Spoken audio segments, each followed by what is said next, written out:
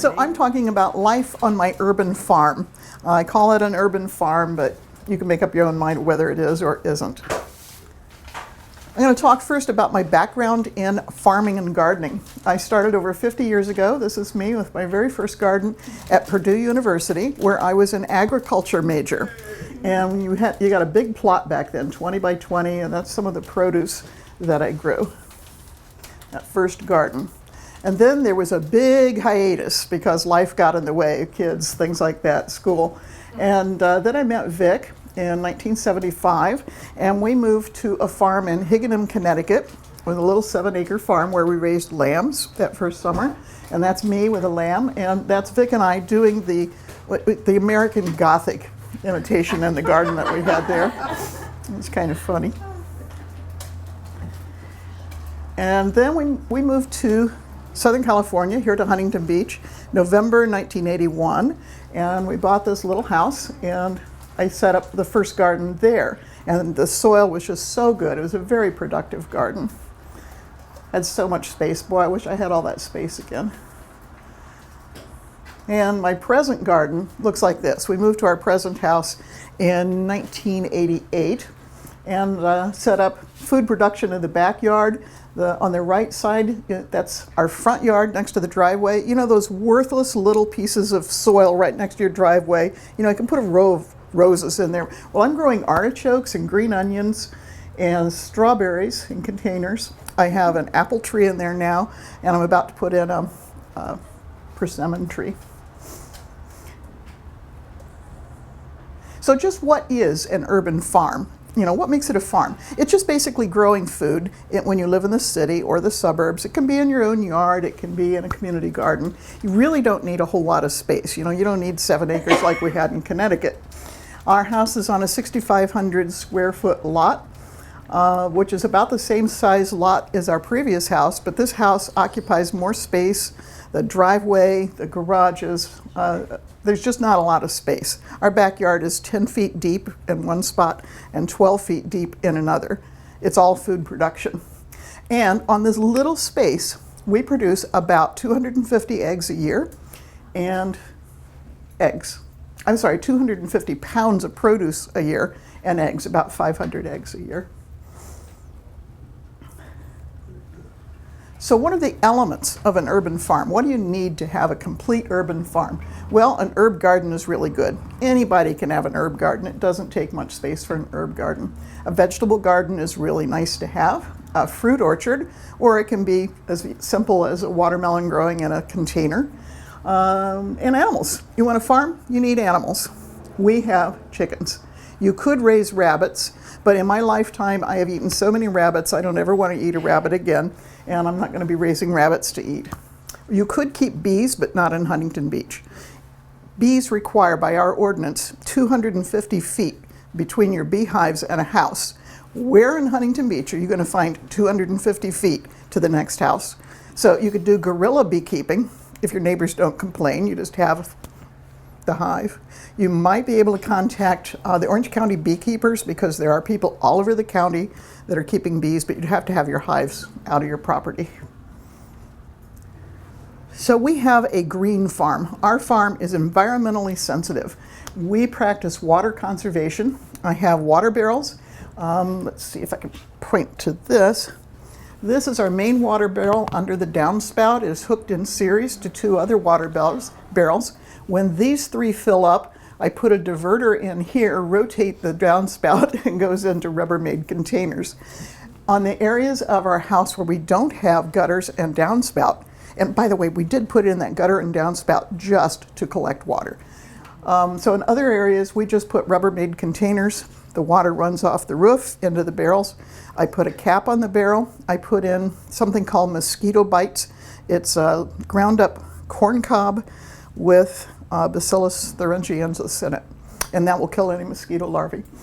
And so we use soaker hoses. Some people have drip irrigation. It's much more effective than a sprayer. And in our household, we are using 55 gallons of water per person per day, which is very, very water conscious. We compost. Those are so unattractive. I'm not showing you our compost bins. Trust me, we compost. We have 2 bins. We collect and store the autumn leaves that fall in the front yard, and we compost our kitchen waste and the chicken poop, because keeping chickens, you get a lot of free manure. Our garden is organic. I don't want pesticides or herbicides because we want to be friendly for bees and butterflies. And the flowers that you buy at the stores, I'm told that all of them have been treated with neonic pesticides, that they treat the seeds with neonic and it stays in the flowers. So I don't know how you get organic flowers. I don't have organic flowers. What can I say? I'm doing my best. So why should you grow your own food? It's a lot of trouble. Why bother? Well, one thing, you can grow rare varieties, things you cannot find in grocery stores. And you can support heirlooms, heirloom varieties. These are open pollinated, not hybrids. A hybrid usually has two heirlooms crossed together, and Burpee does this, and sometimes they genetically modify it and they sell them for a fortune. But if you have heirloom varieties, you can save your own seeds and be very cost effective. Another good reason is you can have fresher, more nutritious food. You can teach your children or your grandchildren about food production, and for me this is very important. This is Papa Vic and our two adorable little twin girls. They were a year and a half old, and this was their first visit to a pumpkin farm. They had such a good time. Food safety is another good reason. There's genetically modified organisms out there. I don't have a problem with most of them, but I don't want food that's been treated with Roundup, the Roundup Ready, because they have a higher level of pesticide. And you can avoid food recalls, which is good. Food security is important to some people, having a stockpile of food, having your own food in the garden. Our neighbors say, oh, if there's an earthquake, no problem, we have your garden. I'm thinking, man, that garden doesn't even feed us. I don't know how it's going to feed the neighborhood. But it's a help. And then save money. Some people garden to save money. And Vic is shaking his head because he knows not gardening the way I do. Gardening is my hobby. I spend money on my hobby. I do not have a cost-effective garden. And I don't care. These are, again, our adorable twins. This is Lauren, and that's Allison, and they're getting their first pumpkins. And this is Allison at age 9 with her first zucchini. She grew a zucchini, and she was so proud of it. So the twins didn't start gardening until they were 9 years old. And the reason is that their younger sister has been gardening since she is 2. The kid is fascinated with seeds. She always wants seeds. She was hand pollinating corn in kindergarten, which I was just amazed. I said, well, you don't have enough for it to wind pollinate, so I'm gonna have to show you how to collect the pollen and then put the pollen on the tassel and hand pollinate the corn. She has grown corn, watermelon, lettuce, radishes, for which she won a first prize at the fair. That was when she was 3. What else has she grown? Cucumbers and squash. And so they're doing a good job. I'm just so proud of those little girls. But the main reason I garden is it's fun, just relaxation and enjoyment. I took this picture while I was sitting in my comfy chair on the deck in the shade in the morning with my cup of coffee. And this is my view out on my garden. I have 3 raised beds, 1, 2, 3. This row back there, that is the vine-covered fence that marks 12 feet out from the deck. That's my boundary. I have fruit trees all around the edge. There's an orange tree in there, a nectarine in there, an apricot there. It's packed in. So growing your own. I love this poster so much, I have it on my refrigerator to remind me of why I garden. I garden for victory. Not victory in a war, but victory over global warming. So this poster is from World War I. In World War II, people were growing victory gardens as part of the war effort. My grandmother's had victory gardens. Half the produce in America was grown in yards back then, vacant lots in the city. It was just a huge effort, and then boom, people just quit gardening. And now we get our food from all over the world. We get food from Chile, we get food from Australia. We want our fresh food year-round when it's not growing in North America. And so it comes by airplane from south of the equator. And as a result, the average food travels 1,500 miles to get to your plate. It is not from your yard to your plate. It's from Chicago to your plate. It's from Chile to your plate. Some of it comes by ship, some of it comes by plane, and all of this burns fossil fuel. And that contributes to global warming. I got interested in the locavore movement, and that means eating food within 100 miles of where you live, or if you don't have a lot of food growing around you, 250. It's just an arbitrary eating food locally grown. You know, you make a circle around your house, you get food from that circle. This movement started in 2005 in San Francisco. It was popularized by, and I didn't bring her book up there, which is okay, because I have a picture of it here, Barbara Kingsolver. In her book, Animal, Vegetable, Miracle. How many people have read that book? One. Okay, I highly recommend it. I've read it 3 times. It totally changed my life. Animal, Vegetable, Miracle. And she decided to, for 1 year, eat nothing but locally raised food, which is an issue, trying to get your milk local, your meat local, what else? Grain local. But she lived on a farm somewhere in the East Coast, Virginia, and it was really easy to do that, relatively speaking. Here, not so easy. And the locavore movement has come out with a food wheel. And this is available online if you're a member of Slow Food, which I am. You can get it from there. And this wheel, you slide it around like that for whatever month you're in. Right now, we appear to be in the month of March. And things grown in February are still in season. Things in April are still in season. And then all of these things are in season in California year-round. And this includes fish, olive oils, things like that. And so I use this to help me figure out what to buy. Do I ever buy blueberries in the winter? Yeah, I'm afraid I do. I love fresh blueberries. But it gives you an idea. So why are we doing this? Why do I do this? To conserve energy and to fight global warming. Doing my bit. Slow Food USA formed as an offshoot of the International Slow Food, which started in Italy when McDonald's wanted to come to a particular town. The people in that town said, McDonald's, it's going to ruin our food traditions. And so they formed Slow Food USA to counteract fast food. And slow food celebrates diverse cultures and local foods. Like here in this area, one of the slow foods that they celebrate is acorn mush, not something I ever intend to make. The other thing they promote is good, clean, fair food for all people.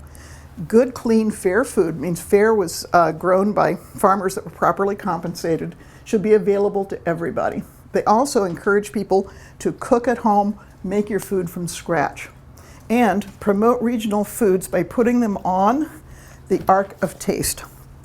Here's another book I recommend, Renewing America's Traditional Food Traditions. And it talks about Arc of Taste foods and recipes, and it's a really cool book. Renewing America's Food Traditions. So they encourage you to buy and cook these Arc of Taste foods, and you can find seeds for these foods at Baker Creek Heirloom and Seed Saver Exchange. I've got both of those catalogs over there to look at, but they're the only ones I have, so please don't take them. So some of the things that are on that Arc of Taste include abada dates. Has anyone had black abada dates from the Indio area? Vic and I love these dates. They're just as good as the medules, maybe better. Really, really good. Amish paste tomatoes, I've grown those. Bison. How many people here have eaten bison? Oh, good. I'm so happy to see that. Cherokee Trail of Tears are a black bean that's used for any other black bean. I've grown those. Deer tongue lettuce. Even my grandchildren grow that. Gravenstein apples. I don't have a Gravenstein. We're too far south to grow them, but Trader Joe's has Gravenstein applesauce, so I buy that to support that. Moon and Stars watermelon, the Mortgage Lifter tomato, Narragansett turkey. It is hard to find an heirloom turkey, but I can tell you how to do that. Plymouth Rock chickens. I don't think I've ever eaten one, but that's what we have in our yard. And tepary beans, which are grown in the Southwest. That's just a few examples. Okay, the bottom of this isn't quite showing, but I can read that. On the left, this is a stew that I made recently with beef short ribs from our steer. I'll talk more about him later. And it has temporary beans in it, and carrots and onions and garlic that I grew in my garden. So that is pretty much totally locally sourced. And then blueberry scones, I make bagels from scratch, bread from scratch, you name it. So can we grow all of our own food on our own yards? No, not the size of yards we have. The average consumption in the US is 250 eggs per person. We have between 3 to 6 chickens, maybe actually 3 to 5, depending on who's there in the yard at any given time. And so our production is about 500 to 550 eggs. So yes, we can grow all of our own eggs, amazingly. But Vic worked out the cost of the eggs, and he says, I'm spending basically $2 an egg. So is it cost effective? No. Is it ethical? Yes. Americans eat on an average of 273 pounds of fruit per person. So Vic and I would need over 500 pounds of fruit, and we don't grow that much. I grow 85 pounds of fruit, and that changes with time because as our trees get older, they're getting more productive. So that's a very flexible number. Americans eat about 415 pounds of vegetables. 50 pounds of that are potatoes. I don't grow 50 pounds of potatoes in my yard. So we grow about 140 pounds of vegetables a year. So our total produce production is 225 pounds, whereas we would need 2 times 688, and you can see that we're not even close to growing our own. So we eat some of it. But we want to be locavores, so we have worked hard to find other sources of local food. And where are those sources? Farmers markets. That's a great place to get locally grown food. There are farmers markets, one every day in this area. I like the one in Long Beach. That's actually my favorite. Local fish markets. I'll talk about that in the next slide. 4-H club animals. We have done that. Local farmers. We believe in community-supported agriculture, which means you sign up with a particular farmer and you get a box of produce every week or month, depends on who it is. Tanaka Farms in Irvine does that, and many grade schools in Huntington Beach have this community-supported agriculture program, and you can go there and you can get a box of produce. You can go to Smith Farms on Ellis in Huntington Beach. They grow the food right here in Huntington Beach. It's an excellent little fruit stand, fruit and vegetable. You can go to Julian and pick your own apples in the fall. You can make applesauce. It's really cool. And Rainbow Ranch Farms in Phelan, you go out the 15, over the pass, down into the desert, and that's where Phelan is. And they will ship it to you frozen poultry, meat, and that's also community-supported agriculture, but all meats. And that's where you get the turkeys that are heritage breeds. If you want to search more on your own, locavore.com and localharvest.org. They will tell you who in the area has locally grown things for sale. Pretty cool. This is Tanaka Farms. We did this for a while, and the food, it's so fresh and it's just so beautiful looking, not a blemish on it. This was the contents of a box one week. This was the contents of a box another week. But I was growing mostly the same things in my own garden, and there are only 2 of us at home, so we couldn't eat it all. So I supported it for a very short time and then just went back to my own garden. How much does that cost, roughly? Oh man, was it $20 a box? I think it was $20 a box. Delivered? You go to the school to pick it up. You go to the school. Yeah. Or you can go to Tanaka Farms in Irvine and pick out your own from their store. Either way, pretty good. And of that $20, a portion goes to support the elementary school. So you're supporting local education as well as getting good organic produce. And this is all organic. Going to Julian, picking your own. That's a lot of fun. 2-year-old twins. We went off picking apples. That was so cool. They had no idea what it was all about. Oh, I get to pull these off the tree? Cool. Can I throw them at my sister? No. That was a lot of fun. And one of the neatest things is the dory fishing fleet. How many people have gone down to Newport to the dory fleet? Oh, excellent. You know about that. There's a trick to doing it. They're only open on Friday and Saturday mornings. And they open at 5:30, and there's a long line of people lined up for the freshest, best seafood. So it's a really early morning thing. I'm not an early morning person, so we don't get there very often. I'm lazy. We go to Pearson's Port, which is on the inland side of PCH in Newport, And you drive down there and you go into this little floating thing, and you can pick up pretty much the same things that were there. It's not cheap, but it is local, and it's very, very good. Another reason to buy animals locally is you're not getting the same industrialized breeds. You're getting heritage breeds, which are kind of like heirloom vegetables. Heritage breeds livestock are the traditional breeds, the old breeds that were raised by our ancestors, our forefathers, before modern agriculture, which is about the 1950s. Post-World War II, the whole agricultural industry changed. We still have that image of grandma and grandpa on the farm. That's not the way it's done anymore. And so you can still find a few people here and there that have these heritage breeds. And buying the heritage breeds supports them, it keeps them producing them, and keeps that gene pool intact. If they die off, we're going to lose the genes that have been developed over hundreds of years. And so this is one reason I support the heritage breeds. And the best way to save these breeds is to eat them, because if there's no demand for them, nobody raises them. So you can learn more about heritage breeds at livestockconservancy.org or heritagebreeds.org. This is a picture that I took at Rainbow Ranch Farms. That's the one in Phelan when I went out there to cover them for the Huntington Beach Independent. And this is their beautiful birds. They have some great breeds. It's just a really neat mixed flock. We've had 2 of their turkeys, best turkeys I've ever eaten, most expensive turkeys I've ever eaten. So we can't afford to do that all the time. We researched and searched out a farmer who sold lambs. These were lambs that had been to the fair in San Diego, and they were show lambs.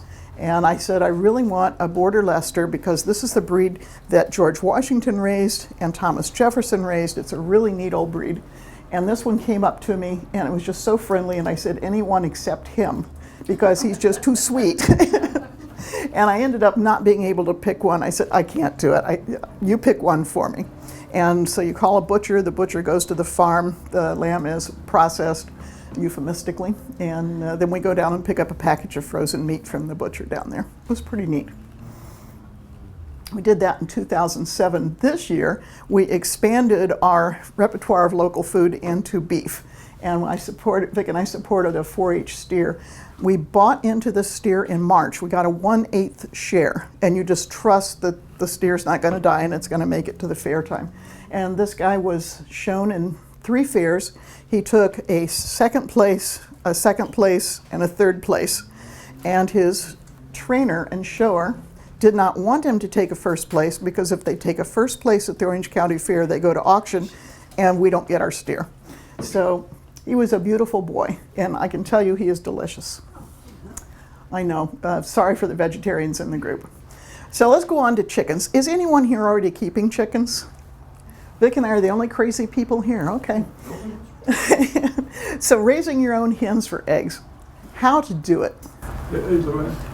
I didn't realize it's legal to keep chickens. I will get to that in another couple of slides. Yep, and it is legal to keep hens. So why keep your own hens? Well, we think about mom and pop, grandma and grandpa out on the farm, and the chickens running around on the grass and eating worms and being free, and that's not the way it is anymore. These are egg-laying chickens on a factory farm. This is called a battery cage. These chickens can't even spread their wings out. They put 3 to 20 in a cage, and there's barely enough room for them to turn around. Chickens don't like being that crowded. They're not happy. They have to de-beak them, cut off the upper beak so they don't peck their neighbors to death. And this is actually a really clean operation. This operation, not so clean. These gray piles, that is chicken manure. Not a clean operation. And all that chicken manure produces ammonia. And you go in there and it's loud, it's smelly. People wear respirators when they go in, and the chickens are just laying it. They live their whole short lives like this. The production goes down at about age 2, and then they're all slaughtered. Chicken soup. So how about free-range eggs? Doesn't that sound good? This is the white leghorn breed in cages, and these are not the historic white leghorn breeds. It's specially bred to survive in these battery cage conditions. These are Rhode Island Reds that are free range, and they can be either for broilers or for egg laying. But free range, they never see sunshine, they never get outdoors. They can spread their wings, but only whapping their neighbor in the face when they do it. And so these are the two options. Right now, battery cages are illegal in California. We voted to outlaw them. And I don't know if that's in effect because the farmers needed time to transition, but they will be transitioning to free range. I have never seen pastured eggs for sale in Southern California. Vic and I found them for sale up in Marin County where they have a lot more room and people have a lot more money to spend on their food, and those eggs were going for $2 and $3 an egg for a pastured egg. And that's when the chickens are out on the grass. So if you want to keep chickens, what's a good chicken to keep? Good breeds for the urban farm. The Barred Plymouth Rock, this is one of my girls. Buff Orpington, I've been looking and looking for Buff Orpingtons. I really want to get some of them. Black Australorp, they are excellent layers and they have good temperaments just like the Orpingtons. And I would love to get a Black Australorp again. Ours died at age 10. Our chickens die of old age. That's how they go. What's their life expectancy? On a factory farm, 2 years because their life is ended quickly. But the natural life between 8 and 14 years. The smaller breeds live longer, and it depends on the breed. Some of the crosses have a lot.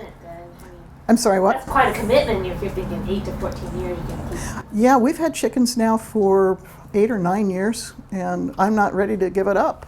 I really like it. I mean, they're not exactly pets. They're not the brightest things in the world, but they're a lot of fun. And the black sex-linked is a really, really good egg layer. It is a cross between a barred rock and a Rhode Island red. All of the males are barred. All of the females are black with red feathers. And that's pretty cool for the home farm. So let's talk about heritage breeds of chickens. There are 49 breeds of chickens on the Conservancy list that are not being raised in industry. And I'm not going to go through this. You haven't even heard of most of those. I haven't heard of most of them. But the recovering breeds, those breeds that are starting to do better, include the Australorp and the Orpington, the Plymouth Rock, and they can be barred or white. This is not mine. This is a barred Plymouth Rock. The non-industrial Rhode Island Red, but that does not make a good chicken for Huntington Beach because they're extremely active and they will jump over the fence. They make a lot of noise and they're just real high strung. We know that by experience, by the way.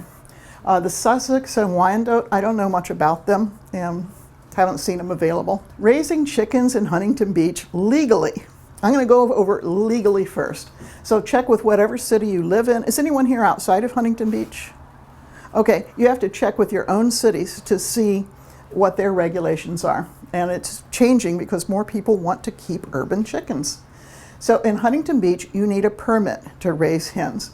When we bought our permit, it was $187. When I was aghast at how expensive it was, it's now $215. That is not per year, that's a lifetime permit. Having invested that, I want to keep chickens for a long time. So the limit is 6 hens. You can't have more than 6. You don't want more than 6. Or you can have 1 turkey or 1 duck or 1 goose. And I'm not going there. Don't want them. You can't let them run. We don't want chickens in the street in Huntington Beach. We're too big a city. They got to stay in your yard. No roosters because they're noisy. Roosters like to announce the dawn, and they are really, really noisy. My hens are noisier than I thought they would be. I didn't know chickens made that much noise. But a rooster, wow, no, can't have one of those. The chickens have to be housed 25 feet away from a neighbor's property. The law was changed. It was 25 feet away from your own house. I don't think any of us have property big enough to put a chicken coop 25 feet away from our own house. However, 25 feet away from the neighbors' houses, we had 1 spot in our yard that we could put the coop, and that's where we put it.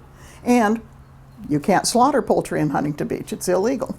There is a poultry processing place in Beach Boulevard in Midway City. I'm trying to think of the cross streets, but I can't. Bolsa, I think, Bolsa and Beach. And I think you could take a chicken there and they would process it, but I'm not sure. So don't think about raising your own broilers. Not legal. Oh, one more thing I wanted to say about that. One more thing. The people that sell me chicken feed at Midway City said, permit, $215, only 6 chickens. You know, if your neighbors don't mind, you can have as many chickens as you want. So that's a different philosophy, not the legal one. So this is our chicken coop. Oh, I wish my chickens were in this picture. They're so sweet. Chickens are social, so don't try to have just one. It will set up an awful racket every day looking for another chicken. So you don't want one chicken. You got to have more than one. 3 is a really good number. They need an enclosed, protected space because there are predators around that would like to eat chickens, like opossums and raccoons and hawks, so they need to be protected. So we had this custom built. Some of the lumber from that was from Vic's old campaign signs. We did a lot of recycling of materials. So, hey, we got all this wood, let's use that.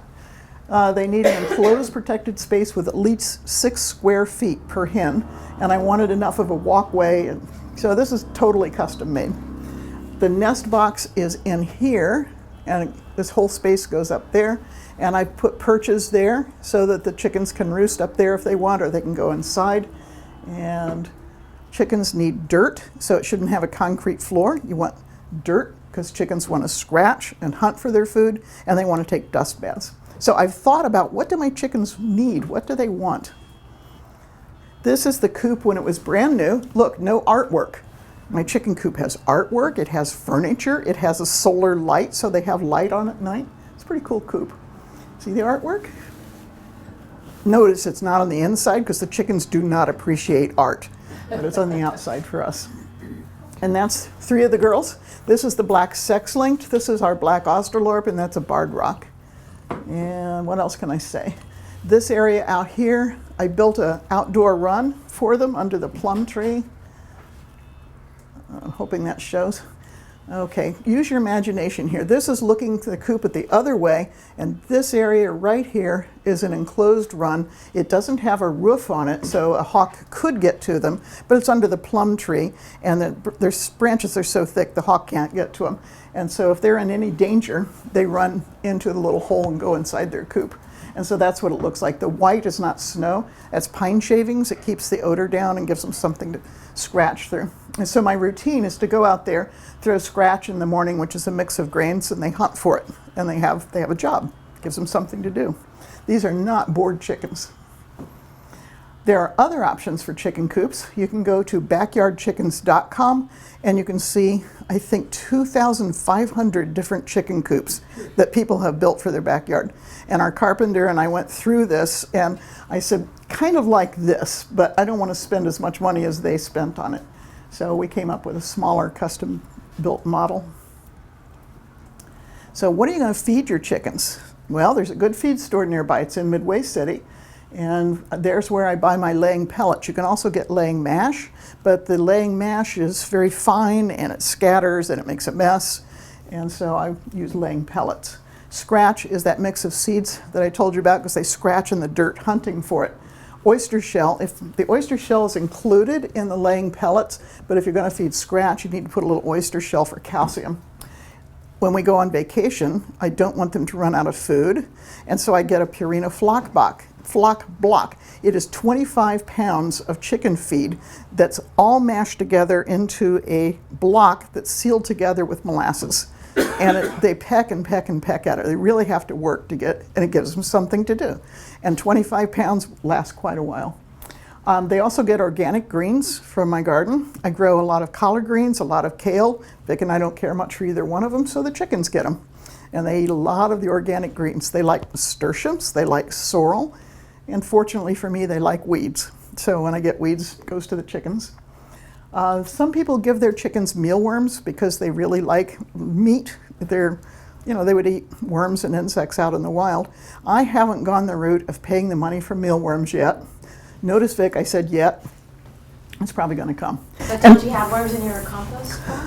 The worms are down at the bottom, and when I'm taking the compost out of the bottom, I put the compost into the vegetable beds, and then the worms go to the chickens, but I don't get into that. But yeah, they eat those worms from the compost. They love those. And table scraps, they will eat almost anything except onions and citrus. They don't like onions and citrus. Watermelon rinds, they will eat it all. Cantaloupe rinds, we eat what we want, and then there's that little bit that's just not sweet enough for us. Chickens love it. So you can get feeders and feed and watering cans and pine shaving, everything you need at Midway City. I love that place. You just drive your car right into the barn. It's a really neat place to be. So where can you get hens if you want to raise them? Hens are very hard to get. They are scarcer than hen's teeth. Everybody wants you to raise your own from chicks, which you can get at the Midway City store. They have a limited number of breeds. Wagon Train Feed and Tack in Orange will special order a lot of different specialty breeds for you as chicks. Or you can go to Dare to Dream Farm on the internet. They're in Lompoc. They will drive the chickens down to you, but they're little 3-day-old chicks. They do have occasionally pullets 3 weeks, beyond the needing a lamp. And the problem with raising these adorable little guys is that they need a heat lamp. So you've got to have a heat lamp. You've got to have a cage with mesh fine enough that they can't get out. And so it's a whole investment of things. So where else can you get a chicken? An adult chicken. Centennial Farms gets rid of their flock every year. They cull them in January usually, and I assume they eat them. But you can go there and maybe they will let you have one or two. By let, I mean sell to you. But I don't think that they want to be in the business of selling chickens to a lot of people. Rainbow Ranch in Phelan maintains a flock of chickens for meat, and when they get to be 6 months old, they slaughter them, some of them 7, 8 months old, for people that want a larger hen, and they will sell you a live bird. You just need a pet carrier. So you go to Rainbow Ranch Farms and get that. There was a farmer in San Diego that I got my first chickens from, but I can't find him on the internet anymore, and so he may have gone out of business or retired. So I left his name off. So it's a challenge finding chickens. Craigslist. One person in San Diego put 2 Buff Orpington hens up on a Craigslist type site, and the same day had 8 people wanting to take them. So it's very competitive. It's hard to find these girls. Better to raise your own. So these are chickens that I raised. If you counted, there were 3 chicks in that little basket, but only 2 hens, because what I didn't know was a possum could reach its paw into that cage and pull a chick out. And that's what happened. So I lost one of the chicks to a possum. The chicks themselves didn't run out of the cage, but they could be pulled through the cage. So these are pullets. You can see their combs are small, their wattles are small, and they're pale, they're not red. When they're ready to lay, that comb gets big, the wattle gets big, and it turns deep dark red, and that's when you're gonna have a laying hen. So these girls are about 5 months old. As soon as they turn 6 months old and start laying, they're no longer a pullet, they're a hen. This is one of the coolest slides I've got. Where do eggs come from? I have been asked over and over and over, don't you need a rooster? Somewhere, people have it in their mind that the egg white is sperm from the rooster. Like, what? No, it's not how it works. The ovary contains the yolk, the egg yolk, and the egg yolk is ovulated. It goes down here. It gets fertilized up there if there's a rooster. So a hen without a rooster lays an unfertile egg. Doesn't need a rooster to lay it. Then here, albumin is secreted by the oviduct, and so you start building up the egg white. Next time you take an egg, break it into a saucer and look at it, especially if you can look at it at an angle. The yolk is big and up there, and then there's a thick white and then a thin white that spreads out. So you have 2 different egg whites. You get the thick egg white laid on here, then the thinner one, and then you get a shell membrane being added. How this works, I don't know. Shell membrane is added around all of that mush of the egg, and then the calcium is added here for the outer shell. And then out the egg goes through the vent. Chickens don't have a special opening for eggs. They have one opening for everything. And so when your egg comes out, it's covered with poop. It does not look like the egg in the store, which means you have to wash every egg with soap to get off the bacteria. And so that's the egg yolk. This little tiny dot, that is a blastodisc, and that's where the actual embryo is. All the rest of that yolk is the food for the developing embryo. This is a cool thing here. These are called chalazi, 2 of them, and they're like mechanical springs, and they keep the yolk from banging against the shell, and that protects the yolk. So break an oak, look for those funny curly white things, chalazi. I don't want to talk about any of the rest of that. So how productive are hens? They're really good the first year.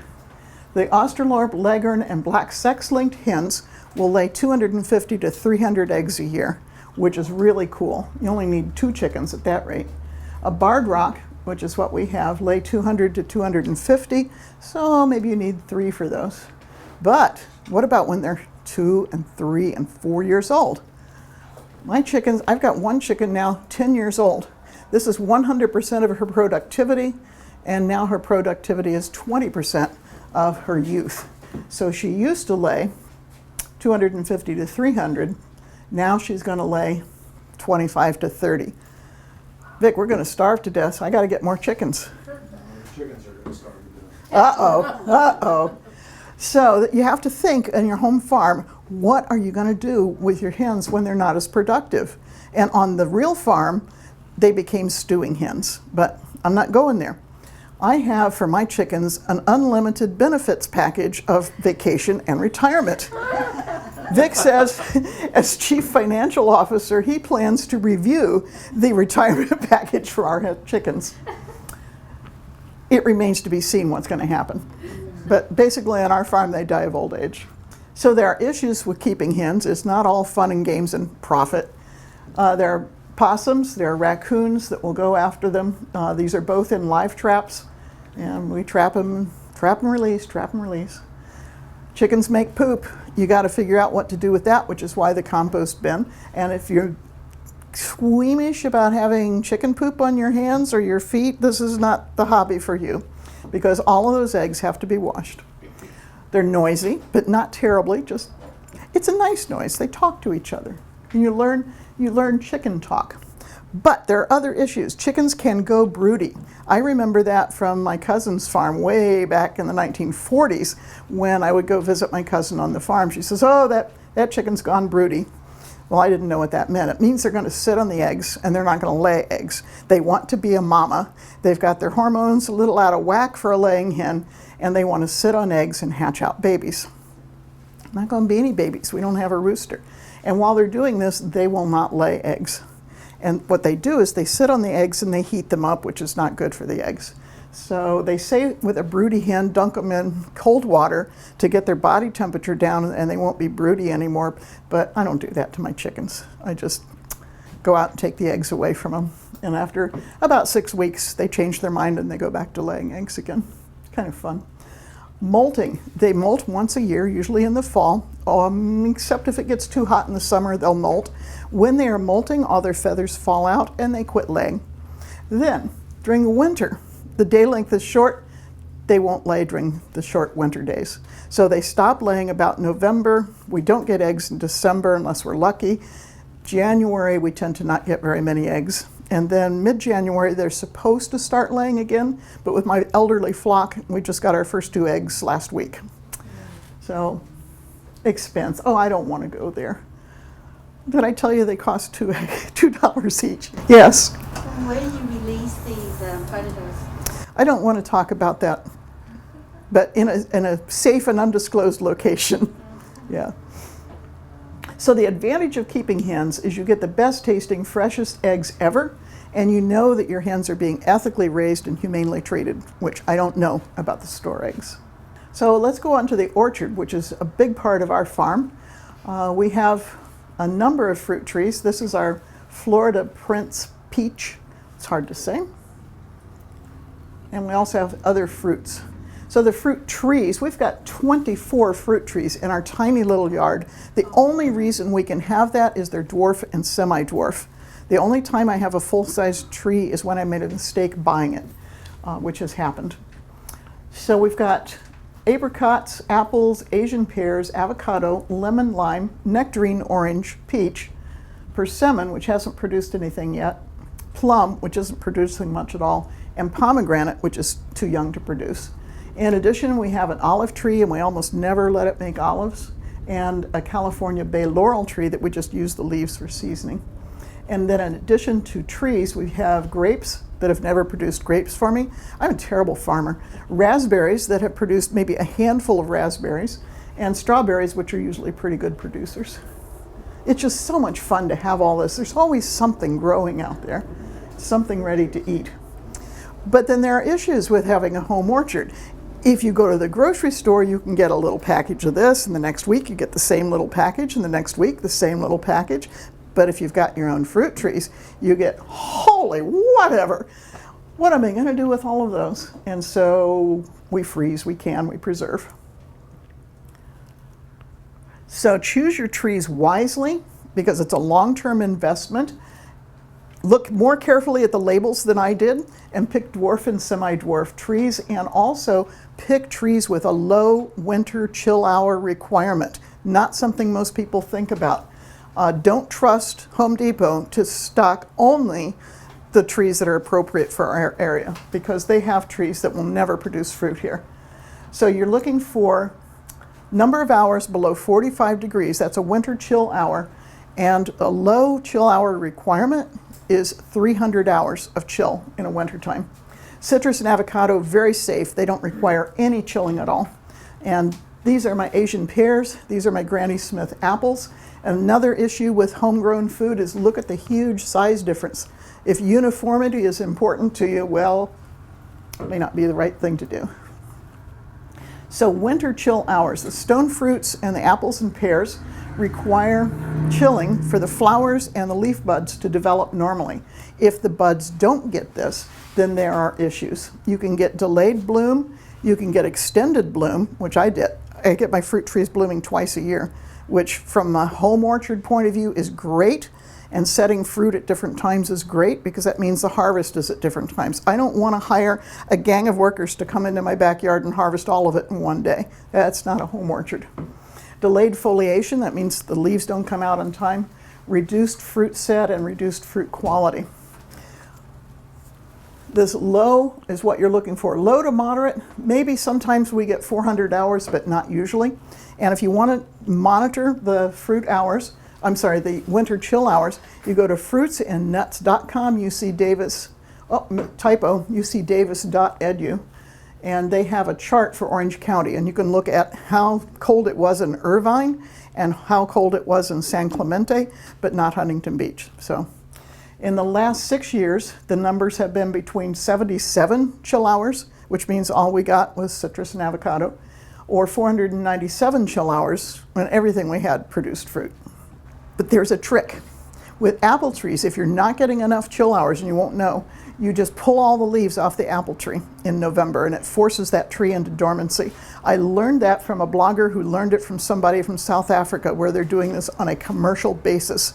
They're growing apples in an area that's too warm for apples, but by pulling off all the leaves, they're getting it to set fruit. And these are little Fuji apples. So cute. So global warming is changing the number of winter chill hours. And notice they're looking at your basic cold area. We're down here in terms of winter chill hours. But here's what it was in 1950, here's what it is now. And with global warming, the number of chill hours is going down, down, down. So they used to have 1,100 chill hours, and by the year 2100, only going to be 400 winter chill hours, which means a lot of the commercial orchards are going to go out of business because if they're just too far south, they're not going to make it. So the urban vegetable garden, let's go away from fruits and onto vegetables. You can garden in your backyard, you can garden in your front yard, you can garden on your patio, you can garden in your driveway, and I've done all of that. Or a community garden. I had a community garden plot at Golden West College, that one was fabulous. And then the new Huntington Beach Community Garden at Atlanta, the end of Atlanta over by Santa Ana River. That's my plot there. It was a beautiful little plot, but they kept changing the rules. You can't have this, you can't have this, you can't have this. And they would change the rules after I had paid money to install whatever I had. And after putting $1,000 into that garden, I just gave it up. It was too much trouble. Another thing you can do is you can mix ornamentals into your landscaping. But first, pots. This is butternut squash that I'm growing in a pot. These are green onions growing in a bowl. And Vic and I have grown green onions in bowls for 3-4 years now and never had to buy one from the store. That you plant them all year long, always have new pot coming along. So what can you grow in a planter or a pot? An awful lot of things. Arugula, beets, carrots, cucumbers, Green onions, I definitely do that. Certainly herbs, lettuce, radishes. Squash, if it's a big enough pot. Peas, potatoes. We've grown potatoes in our driveway. I'll show you how in just a few more slides. This planter is squeezed in between two ornamental bushes. This is my granddaughter's deer tongue lettuce. The kids have been growing things in these little tiny planters, and they actually are getting harvests. Just so easy. I like raised bed gardening. I do apologize for the quality of some of the slides. I copied them from somewhere else, I think from a Christmas letter of mine. So they're my pictures, but the quality was not good. So Gardener Supply Company is a great company. I buy an awful lot of stuff from them, and they had some beautiful raised beds, or you can build your own, and I have done both. And I grow vegetables using the square foot gardening method. I am not going to go into detail on what that is. There's a great book out. You can buy it, you can get it at the library, and practice square foot gardening. And it tells you how many plants to put into 1 square foot depending on what it is.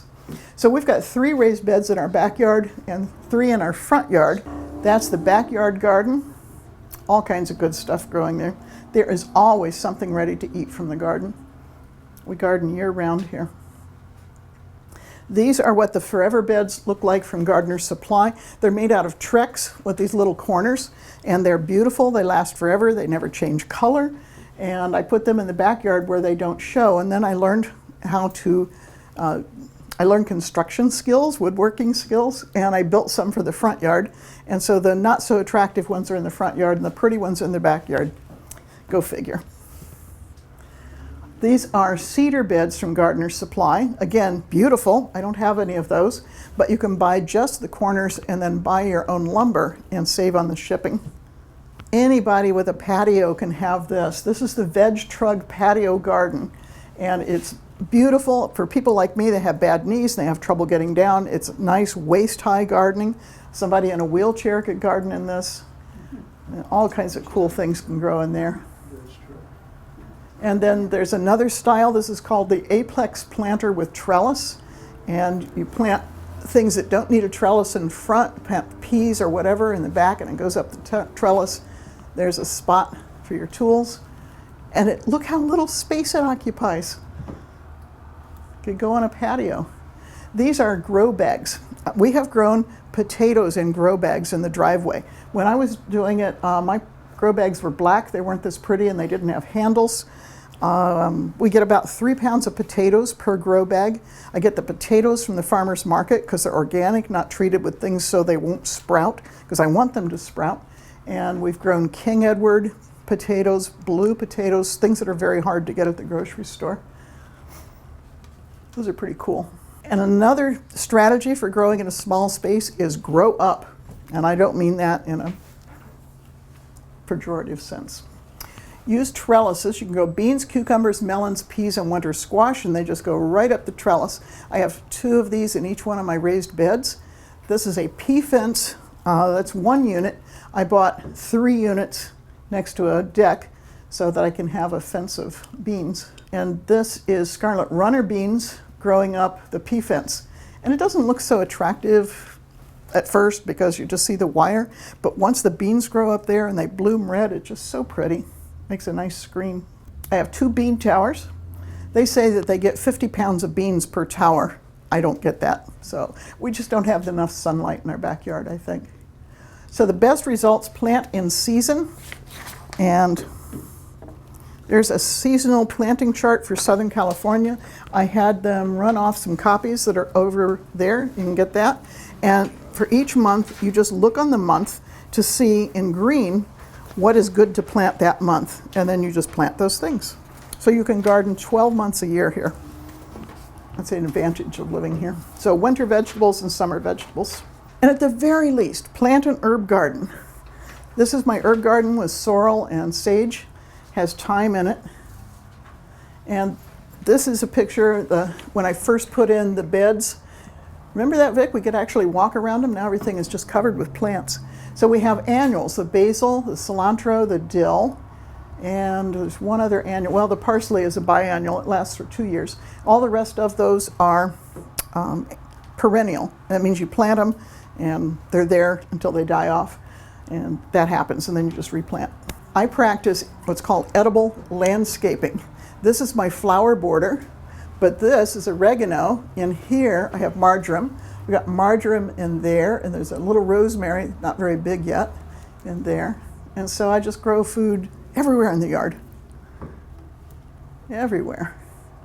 And then I save the seeds. I grow heirloom varieties. This is an heirloom pole bean, Blue Lake pole bean, and those are the beans that I save from that. And I haven't had to buy bean seeds for 10 years now. I just keep saving and saving and saving every fall. But I also have SAD, seed acquisition disorder. I cannot help but buy seeds. I love seeds. And I get all these seed catalogs, and I look through them in January, and I get so excited about all these vegetables, and I buy far more seeds than I ever have room to plant. It's a really pathetic thing. I really need help. But to encourage you to have this disease, let me recommend these seed companies. Some of them you may have heard of, some of them not. Baker Creek Heirloom Seeds is probably about 10, 15 years old, not very old, and they travel all over the world, and they get all of these neat varieties from Asia, from Mexico, Central America. Seed Saver Exchange is just backyard gardeners saving heirloom seeds, and then they sell them to others through the Seed Saver Exchange program. That's pretty good. Kitazawa Seed Company is one that's local. It's here on the West Coast, and you can get unusual varieties from Japan. It's a Japanese company. I've gotten some great varieties there, things you just won't find in the market. What else? Native Seed Search is a special one. Native Seed Search is in the Southwest, and they have gone to the Indian tribes of the American Southwest, Mexico, Central America, and gotten squash, beans, peppers, anything that the Indians were growing. And they have all of these special heirloom varieties. And so I bought quite a few things from them. All good companies. So what do you do with the surplus? You're going to have more than you need at any given time. One thing you can do, of course, is cook with it. And I am so proud of this. This is a French apple tart that I made with apples that I grew, and a nice almond paste down there in the crust. The raspberries came from the grocery store, but the mint is from my garden. And that was just almost too pretty to eat. But we ate it. No regrets. So you can preserve. I do can. These are pickles. And you can give it to the friends or family, unless it's a zucchini and it's August and they have a garden, and you just cannot give away a zucchini. And so there's an actual Give Away a Zucchini National Day, where you put the zucchini on someone's doorstep, ring the doorbell, and run. So that's one way to get rid of all of your zucchini.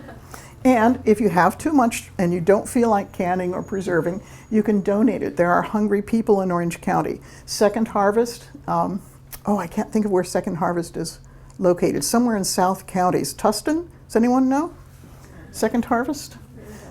Look them up. They're on the internet.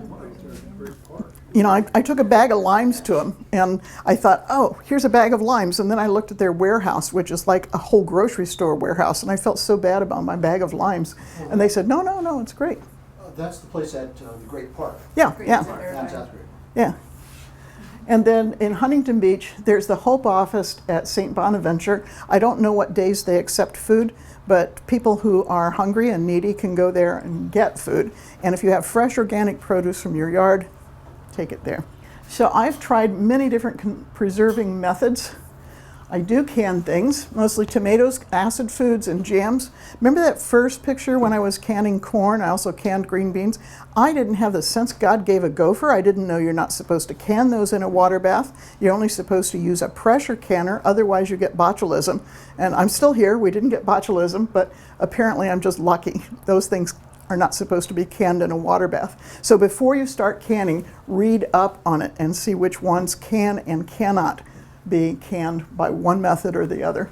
I am not into fermenting, but some people preserve their cabbage by making sauerkraut or kimchi. I'm not a fermenter. Freezing. We get so many limes.